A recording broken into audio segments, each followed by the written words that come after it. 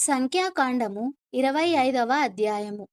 ఇశ్రాయేలీయులు సిత్తీములో దిగియుండగా ప్రజలు మోయాబు రాండ్రతో వ్యభిచారము చేయసాగిరి. ఆ స్త్రీలు తమ దేవతల బలులకు ప్రజలను పిలువగా వీరు భోజనము చేసి వారి దేవతలకు నమస్కరించిరి. అట్లు ఇశ్రాయేలీయులు బయల్పెయోరుతో కలుసుకొనినందున వారి మీద యెహోవా కోపము రగులుకొనెను. అప్పుడు యెహోవా మోషేతో ఇట్లనెను, నీవు ప్రజల అధిపతులనందరినీ తోడుకొని యెహోవా సన్నిధిని సూర్యునికి ఎదురుగా వారిని ఉరితీయుము. అప్పుడు యెహోవా కోపాగ్ని ఇశ్రాయేలీయుల మీద నుండి తొలగిపోవునని చెప్పెను. కాబట్టి మోషే ఇశ్రాయేలీయుల న్యాయాధిపతులను పిలిపించి, మీలో ప్రతివాడును బయల్ పేరుతో కలుసుకొనిన తన తన వంశములోని వారిని చంపవలెనని చెప్పెను.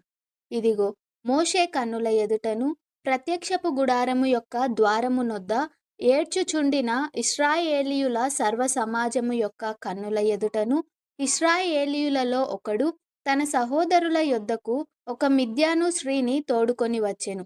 యాజకుడైన అహరోను మనువడును ఎలియాజరు కుమారుడునైన ఫినెహాసు అది చూచి సమాజము నుండి లేచి ఈటెను చేతపట్టుకొని పడక చోటికి ఆ ఇశ్రాయేలీయుని వెంబడి వెళ్ళి ఆ ఇద్దరిని అనగా ఆ ఇశ్రాయేలీయుని ఆ స్త్రీని కడుపులో గుండా దూసిపోవునట్లు పొడిచెను.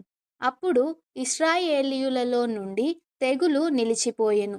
24,000 మంది ఆ తెగులు చేత చనిపోయిరి. అప్పుడు యెహోవా మోషేకు ఇలాగు ఆజ్ఞ ఇచ్చెను, యాజకుడైన అహరోను మనువడును ఎలియాజరు కుమారుడైన ఫినెహాసు వారి మధ్యను నేను ఓర్వలేని దానిని తాను ఓర్వలేకపోవుట వలన ఇశ్రాయేలీయుల మీద నుండి నా కోపము మళ్లించెను గనుక నేను ఓర్వలేకయుండియు ఇశ్రాయేలీయులను నశింపజేయలేదు. కాబట్టి నీవు అతనితో ఇట్లనుము, అతనితో నేను నా సమాధాన నిబంధనను చేయుచున్నాను. అది నిత్యమైన యాజక నిబంధనగా అతనికిని అతని సంతానమునకును కలిగియుండును. ఏలయనగా అతడు తన దేవుని విషయమందు ఆసక్తి గలవాడై ఇశ్రాయేలీయుల నిమిత్తము ప్రాయశ్చిత్తము చేసెను. చంపబడిన వాని పేరు జిమ్రి. అతడు సిమ్యోనీయులలో తన పితరుల కుటుంబమునకు ప్రధాని అయిన సాలు కుమారుడు.